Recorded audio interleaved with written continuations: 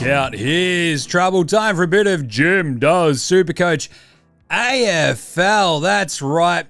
G'day, legends. Are you excited? Round 2 is ahead. I just wanted to jump back on to the old Jim Does SuperCoach channel, take a quick look at my AFL SuperCoach team before the week 2 round 2 lockout tonight. So, how did we go last week? Jim, 22-81 was my score. Couple of little bits of, that's not as great, but still, top 18%. But I mean, it's like literally round 1, right? Like, I think the score differences between the very, very, very top 70, I think, down to where I am, there's like a 200-point difference. That's like literally 2 or 3 players just going a little bit more whack. 140 out of the top 1,000, right? So I think my biggest area of concern coming out of that week is that TDK has looked very pedestrian for 1.6 mil. Bit of a rough one. Lockie Neal didn't have a great one, nor did our man Sammy Walsh up against the Tigers. So, yeah, a little bit. Zach Butters didn't really, knock the house down either. But otherwise, I mean, the injuries were the big one, obviously. Errol Gulden goes out of everybody's team, out for 4 months with a shoulder injury. He was really good as well, which is frustrating. And it's obviously frustrating for Swans fans, the Swans team, for, Errol himself. Anyway, what are you going to do? You get that on the big jobs. Who was awesome? Well, having a little bit of faith in Tristan Cherry was pretty good. He had 128. Petrarca, again, 152. Awesome. Sinclair still keeps, keeping on, 123. And Sicily is like my little backline pod, 106 after a 128. Feeling pretty good. But I very much enjoyed Tanner Bruhn just going, all right, check this out, 110 now. So as a, awesome sort of weird mid-pricer at that 276K mark, feeling very happy about slotting him into my team before last week. So, before we get into the team for this week, obviously remember, buys. Because, of course, we've got buys in round 2. It just makes sense. Seriously, I don't know how the AFL can look at themselves in the mirror and go, we are doing the right thing here. It's absolutely absurd that you'll have some teams out there have 2 buys before another team has a single buy across a year. That's just patently stupid. Get your act together, AFL. Come on. Anyway, so the buys, look, I think the big thing for me this week is when you've got like the Cats, Lions, Blues, etc. on the buy, and the Pies, right? That means Dacos, who I did slot into my team last week, the last 2 weeks, pretty good.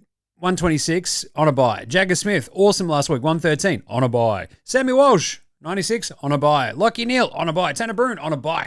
So I got 5 pretty big names in my midfield that are on buys, but everywhere else, I'm all good. So I'm not too stressed about the top 18 scoring this week. I probably will be once it actually, comes out in the wash that my team stinks, but we'll get to that in a second. The other thing is, remember, just keep looking at the schedules. This is one of these things about building out your AFL SuperCoach team. I've loved Gold Coast early schedule. Port, Essendon this week now as well, then West Coast and Richmond. I expect a big bounce back from Butters and Rosie and co. So should be cool. Just basically, remember, you're going to trade somebody in, take a quick look at their schedule. Very simple. Right. Let's have a look at this team. Defenders. How we going? I've still got Sinclair, Rosie. Sicily feels pretty good at 106. At 483K, right? Like, I kind of felt like after the 128 in round 0, 108 in this price cycle, I love it because essentially I can now probably jump off Sicily in a week or 2 and go to Naz if need be, which is pretty cool. And there's been much more scoring if, the 25% of folks who still had Naz. If he has a big game against Sydney tonight, who knows? He might just stay there. But the other one for me, so that's Sinclair, Rosie, and Sicily's your primos. Joe Fonti, love him. Love his role. 83 last week, 298K. Going to need a big week from him this week before, sort of looking at it going, ooh, what are we going to do with Joe Fonti? Because GWS have got a great schedule. This is the other thing, right? So we talked about the schedules just then. GWS have a nice run of I think he's got a break even to minus 33 at the moment. Get this week in St Kilda at home at NG. They then have a game at Marvel against the Pies and Fonti's role. Who knows? That could be a lot of the pill. Then they have Richmond for gather round. Then they've got Sydney, but then they've got North as well. And I feel like there'll just be enough scoring there for GWS for me to keep Joe Fonti in the team. 119 in round 0, 83 in round 1. He should make it up to like that 400k, hopefully in the next 4 rounds, and like just sort of scoring pretty consistently, hopefully. Fingers crossed. Love me some Joe Fonti. The other ones, D5 and D6, I've got Jax. He scored 80 last week, and Jai Serong, who had 54. I think he's going to have an interesting game against the Hawks. I think the ball will spend a lot of time finding Jai Serong. So I feel like I might start him on field ahead of someone like Lindsay or Selwood for the Dogs who are on my bench. So Lindsay scored 61. Pretty happy with that. Selwood 38. So that's kind of where we're at. I think other folks out there who are looking at, Zeke Gulden, he was a bit of a rough one. The 199k had 30 odd again. It's just rough gear. Sam Grill was very good. 73 in round 1 against my beloved Blues. Gibkiss solid as well. Kitty Coleman, a 60, then a 50, and now on a bye. For those out there with him at the 233k, oh boy, don't know about that. The one to keep an eye on, Caleb Windsor. I've been yelling about him for a little bit. Had a good week in round 1. So there's the defenders. Midfield. Butters with his 94, fine. Dacos, 126 on a bye. Neil, 92 on a bye. Walsh, 96 on a bye. Gulden goes out. Obviously, in comes Caleb Serong after ripping off 150. It's basically a straight swap. I can afford it very easily. The thing, I've still got obviously Jagger Smith, Jack Carroll, Watkins, Blamires. The midfield's going to take a bit of a whack this week. I always kind of knew that. Once I switched in Dacos ahead of Merrett last minute last week, and Merrett did very, very well in that Hawthorn game. He essentially, like, it is a little bit of a regret, obviously, because Merrett having the score that he did. Dacos, the fear is at 628 and him putting up big numbers as they are, he's not going to get much cheaper for a little bit. So getting him in now while you could was kind of my approach to that. So having Dacos for the run for the next few weeks, I'm okay. This week is going to hurt. We get it. But hopefully Serong can go massive again. Dyson Sharp only managed the 57. He'll be on field for me as well with Jack Carroll and Watkins and Blamires. So hopefully with the round, 2 best 18 scoring, hopefully 1 or 2 of those rookies in that midfield pop. Carroll's role's been pretty interesting. Blamires might be the guy who just goes whack. He had 70 in round 1. Love him. Mature age. Let's go Blamires. Here for it. That's it. Obviously, with Serong coming in for Gulden, other folks out there obviously have brought in, they've downgraded or they've gone to Bont with his 706 price tag at 160. Merrett at 583 is still very, very nice. I couldn't quite get to him. I think after all the trades I've made, I've got like maybe 20-odd thousand left. And I don't know if I could have gotten to him with the Philippou trade, which I'll get to in a second, but Serong versus Merrett, I just have really, really, really enjoyed the Serong experience over the years. He was in my team until the very last minute this season, and then just sort of went, go with, whether it be Sam Walsh or Gulden around that price point. So now Serong's in there with the 150 in his price cycle. I'm feeling okay about it. And Freo, especially at home this week, I feel pretty good about him. Against Melbourne. Then they have a really good game against Richmond again over there too. They play Adelaide for gather round. I think they've got then Collingwood. So there's some pretty interesting games out there for Freo, but I think Serong will be pretty fine. The bench rookies look Sharp, Carroll, Watkins, Blamires. They're all fine. Jagger Smith absolutely crushing it. The rucks. I've still got Cherry obviously sitting there. You saw some of the other rucks do very, very well. Tinglish has been absolutely unreal. 117, then 127. Luke Jackson, though, was the pick of the crop. 142 last week. Just again, absolutely crushing it. His skills, like around the ground. That's kind of what I'm hoping from TDK. Hasn't quite started yet. I'm going to hold the faith for a week or two, and then we might have to cut bait, because TDK had 96 in round 0. Not bad. 89 in round 1. Woof. Just come on there, Sainters. What are we doing here? Because if you look at TDKs at the moment in my flex, but it's obviously Cherry, TDK, and McAndrew. McAndrew had 88 for the Crom. Did a very good job. ZZ Top is on my bench with 62. Zach Otelski. He's been great. Yeah, at 62, just comes in, does his thing. We'll probably have a little bit more job security for the next couple of weeks without Harris Andrews and co, so that's all right with ZZ Top there. McAndrew looked really good, so he'll stick around as he makes a bit of cash as well. Hopefully, he just stays in the team. So that's one of the big things with this Crows,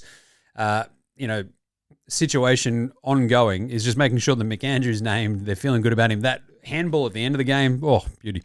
So the forwards, as everybody basically has, right? We've all roughly got similar forward setup. Sheasel, Petrarca, Stupid Sexy Flanders, who had a very good game, 104. I've got Budarick in there as well with that sort of that third mid-price that I've got on my team. At 73 after the 105 in round 0. If he sticks around and he gets a half-decent score this week, I'm still feeling pretty good about Budarick, but just one to keep an eye on. The other one is Philippou versus Todd Marshall. Whether or not I switch Philippou out for Marshall this week, Marshall had a 90 in round 1, looked awesome in his role. Philippou goes off the ground early. He might play a game this week, but he's got a 27 now in his price cycle, and Marshall might just go whack. He's a little bit cheaper than your man Philippou as well. And so he's got like a pretty interesting runway to scoring plenty of SuperCoach dollars here. And Dev Robertson, 105, looked awesome for the Weagles. Happy days there. Leo Lombard at 55 on my bench at the moment. And Phoenix Goddard, looking okay for GWS. He's gone 46 and 46 or something, or maybe 47 and 46. He's just my sort of extra one on the bench. And in terms of like the ones that we don't have, obviously it's Milan Murdoch, who everyone's trying to get in, or Braden Cook. Now, they've only played the one game, so they're not on the bubble yet. They've looked very, very, very good. 110 for Milan, 92 for Cook. We get that. They'll be massive cash cows. My plan is to sort of go, right, I'm going to go full bloody minded next week, get them in.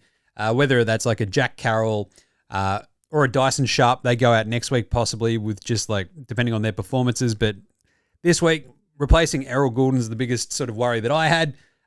And then maybe doing that Philippou to Marshall switch is the other one. Like Philippou still might not get named. I think he did non-contact drills. But I think with like Finn McRae not being named last week, Goddard came in for me pretty late sticks as well. But as we look ahead to round 2, obviously this is the last sort of like, whoa, let's pay attention to these roles, what they're all doing. I think there's some really interesting pods, which I'll get to in a second as well, floating around. But I think what we've learned from SuperCoach is like ownership numbers and percentage matters. I feel I don't like having so many of the same dudes as everybody else. I do love getting, one or two pods floating around quickly. That's kind of why I've got these mid prices in there. It's why Sicily's in there. Maybe it's like jumping up to, either they go full primo at some point, or they get us to a point where we can jump off to a full primo as like easier than a rookie and hopefully quicker than a rookie. So we'll see how we go. In terms of the other forwards, I mean, Cozzy Pickett and Sam Darcy, a little bit better, so keep an eye on them as well. How's it all looking? I think, as I've mentioned, the two trades I've made this week at the moment, Errol Gulden out for Caleb Serong, and Toddley Marshall. Old Toddley in for Matthias Philippou. Just going to keep an eye on that because, like, you just, with a 90 in Marshall's price cycle, priced at 147K versus Philippou, who has that 27 floating around, it's just that little bit tougher, right? Because 168 for Matthias, he's still going to make a little bit of cash if he plays, but he's got 66 and 27 with a 90 already in Todd Marshall's price cycle. I just feel a little bit better about him. But we'll keep an eye on the teams because that's a big thing as well. So what's left for round 2? Teams. Just got to keep an eye on those teams because there might be like a little bit of a whoop. What's going on with Marshall here? With his ankle. Philippou with his corky. We're just going to keep an eye on all the teams. Still no Bont, obviously, in my team. Starting at 706, he rips off that massive, 160 last week. It's always the way with Bont. He's just that good. No Naz. He's got to break even to 201. I felt fine jumping off him before the season started. I feel like I've been proven correct. So, the other one is, I guess, we're going to keep an eye on some more of the rookies as these teams are named. I'm fascinated to see what Carmichael happens with him. There's a selection crunch at, Freo, Port Adelaide. So we'll see what happens there if Farrow gets named for Essendon. But Let me know who you're looking at, what you think of the pods. But some of the other pods that I was keeping an eye on this week, Dan Houston. He's only owned by 4.1% of super coaches, 132 this week. Max Holmes on a bye this week. He had 141. He's at 600K. But he's going to get so much of the pill. He's been one of my favorites on SuperCoach for years and years and years. Didn't start with him this year just because that price was a little bit too rich. But 141 already. That was pretty good because after his first go around in round 0, he had 103 against Gold Coast as they got absolutely smacked. But one to keep an eye on. And we could just call this points of Max, because how about Max Hall, 141? Absolutely amazing for the Saints. Don't know if that'll keep up, but still worth having in the back of the grey matter. And Maxi Gorn, Maximus Aurelius Gornicus, 122, looked incredible. He's been a SuperCoach god, right? For years and years and years as Maxi. The new changes, I mean, who knows what it's going to do, but just keep an eye on him. Obviously, Merrett, I'm still sort of regretting the Dacos move. Merrett's cheaper. He scored higher than him this week, but I feel like Dacos has to kind of be in your team at some point, and why not just have him there to get from the get-go, get that 128 as well this week. Merrett's only owned by 2.8% of coaches. He's always been one of my SuperCoach favorites as well. I'll probably be endeavoring to get to him as quickly as I can. The other one is my beloved Finn Callaghan. He had 120 last week. Somebody's going to do the heavy lifting in GWS. He's doing a lot of awesome work. 120. He's only owned by 2.2%. And a real pod. How about Luke Parker? Old-timey SuperCoach gun. 137. His role is just SuperCoach like accumulation, right? That's all he's doing. Kick-outs, getting plenty of the pill, using it very well. That's what the North Melbourne Kangaroos need, right? So just keep an eye on Luke Parker. But anyway, so you look at some of the names out there that are sort of floating around. Finn McRae didn't get named. Milan Murdoch's crushing it, so he's obviously in a lot of teams now. It's pretty funny that Serong to Gulden is like one of the top ones there. The other one to keep an eye on that I'm pretty interested in is Noah Anderson. 119 break even this week. He rips off a pretty hefty, what did he have? 132 in round 1. He's in 19% of teams already. Copped a big knock at the end of that game, but I do love Noah Anderson. I love that Gold Coast midfield. Basically, I mean, to the point where this week, Captain's Corner, who are we going to go with our Captain's Run? I think with the way that the fixture is laid out this week, you've got Hawks Sydney. Interesting one there, I guess. But no Heaney for the Swans as well. Chad Warner is probably one to keep an eye on at some point of the Swans. I love Chad. Chad Chundley Warner. The Hawks, look, always a bit tricky. I don't know how massive Sicily is going to go. I probably won't throw the VC on him. Adelaide Dogs is obviously the Friday night. If you've got Bont, I'd be throwing the VC on him super duper quick because especially with buys, it's very easy to pull the VC loop. The one that I'm looking on probably, though, is Petrarca with the VC on Saturday against the Tigers. Probably then into Cherry late Sunday, 6:10 Sunday night, as the Roos go across and take on West Coast. So I think Cherry could put up another massive one, but Petrarca could obviously go whack against the Tigers. So I'm going to jump on VC Petrarca, captain on Cherry for the minute, and we'll see how we go there. But yeah, there you go. That's it for the round 2 Jim Does SuperCoach AFL Team Reveal show. Go chuck us a follow on the socials, like, follow, and subscribe across everything, obviously. Jump in the YouTube comments, send us through any of your captaincy picks, any of your trades, your pods, your rookies that you're keeping an eye on, all that sort of gear. We'll keep doing this every week, just a quick duck in, just to talk a bit of AFL. You can also check out Footy Unfilterated, which is our big AFL show as well. Me and Jez talking out everything, wrapping up rounds, previewing rounds, talking about everything in between, having whacks at the AFL as well. That's what we do here, isn't it? And also all of our other shows, NBA Australia, NFL Australia, Jim Does SuperCoach is right here, so make sure you're getting around all of them. But that's it. Here's to a big round 2. This has been Jim Does SuperCoach. Happy SuperCoaching.